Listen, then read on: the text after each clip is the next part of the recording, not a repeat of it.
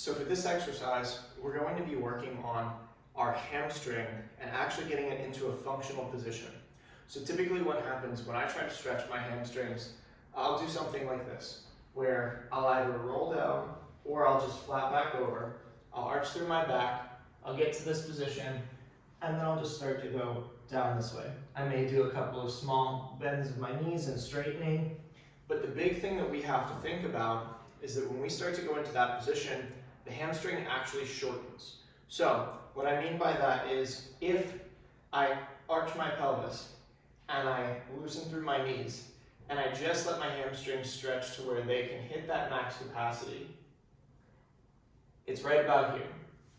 Now, if I think about trying to put my hands on the ground, I really can't do it.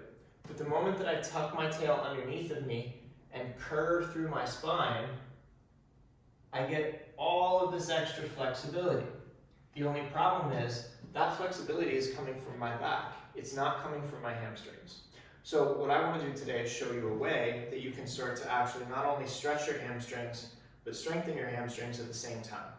What we have to think about is that when we're bending over like this, if I go through this curved position, I'm actually shortening my hamstrings. Now I may feel a stretch, but the reason why I feel that stretch typically is because I'm actually tucking my tail underneath of me, thus shortening that hamstring.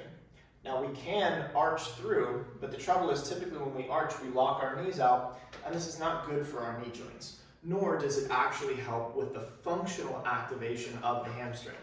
So what we want to do today is show you a way to do that more functionally. So I'm going to find myself about feet hip width apart to begin with. And the first thing that I'm going to do is I'm going to sink my weight down all the way into my feet. I don't want to hold my weight up in through my hips or in through my glutes. I want it to go all the way down to the bottoms of my feet, letting everything go. Now from here, I'm going to slowly start to send my hips back. I'm going to find a good position to begin with, a nice upright posture. Then I'm going to bring my hands forward in space a little bit. I'm going to send my hips back, and I'm going to relax through my legs, trying to continue to sink my weight down. Typically what happens is as I start to go over into this position, I start to grip through my legs, and then I start to come this way instead of continuing that sink to actually stretch through the hamstrings. Now the other thing we want to think about in this position is that when I start to stretch through my hamstrings, I need to make sure that my knees are unlocked. If I'm like this, my knees are not unlocked. And the reason why we can tell this is from a single leg stance, right?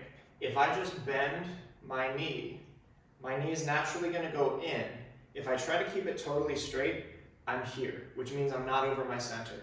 So we have to understand that we have this Q angle with our hip, which means that the femur drops in at a slight angle. For women, it's going to be a little bit more of an angle. For men, a little bit less of an angle, but we all have this angle. That means that when my hip is totally unlocked and when my knee is totally unlocked, if I'm stretching through my hamstring, my knee is naturally going to come in ever so slightly.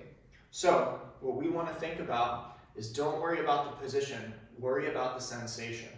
As I start to bend over through here, I'm going to allow my knees to unlock. I'm going to let my hips start to go backwards in space, and I'm going to think about really trying to continue stretching all the way through that back line of my body. If I start to lock out my knees, I don't feel it in the same way as when I start to actually sink my weight down. Then I start to really feel this stretch. But you can see how my knees start to come in. And this is a much more aggressive stretch than I would normally do when I'm just coming over top. So I find that initial position. I use my core as a way to support this line of stretch.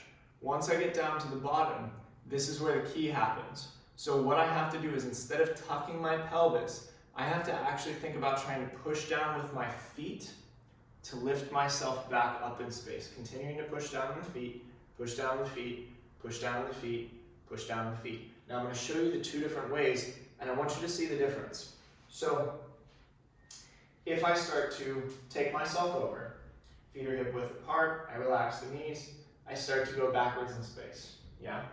I feel that my knees start to gravitate inward a little bit, that's okay. I make sure I continue sinking the weight down into my feet.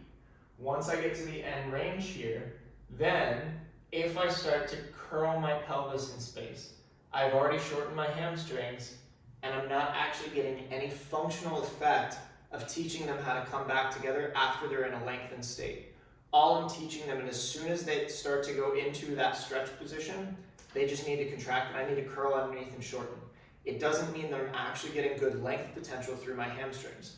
And what this means is when I go to take pliés, I'm actively teaching myself that instead of coming through that stretch and using my hamstrings to come back up, I'm going to use my quads. So instead, what we're going to do is when we come over into this position, we're going to use that engagement of our core. We're going to set our hips back in space. We're going to relax through our legs, relax through our belly. I'm going to stretch through this position, find the end range, which for me is right about there. And I can feel this all the way through my neck, all the way through my head, all the way through my heels, all the way through my toes. Once I get to here, I'm going to keep my knees where they are. I'm just going to let them do what they want to do. I'm going to push down into my feet, and I'm going to try to bring myself back upright by pushing down into my feet. Notice how my tail is not tucking underneath me, but my hamstrings are having to engage to bring me upright. This is a much more aggressive kind of approach, and you can see I'm almost starting to quake a little bit. But what this does is it starts to teach your body what a natural upright position feels like. And this is the goal of this exercise, is so that we can do this 5 or 6 times, and then our hamstrings are prepared for when we start to go into whatever movements it is, whether it's dance or athletics. So the keys here are, we want to make sure that our feet are hip width apart. We want to make sure that our knees stay unlocked. Don't worry about what it looks like. If your knees go in like this, there's probably a compensation, but we don't want to take away that compensation and push just through our knees to make a pretty picture, because it's not going to be functional in the long run. Once I start to get down, I have to make sure that I'm trying to feel that stretch all the way through, and I'm not picking up and putting that pressure into my back. I'm relaxing through my tissue and actually almost feeling as though I can kind of press my feet into the floor itself. Then on the ascent, I have to think about keeping this good connected position, but I have to think about pushing my feet down further to bring myself upright. I don't want to see a change in the position of my pelvis, and when I'm doing this, it should feel like I'm getting a different activation than when I just go over this way, curl and come back up.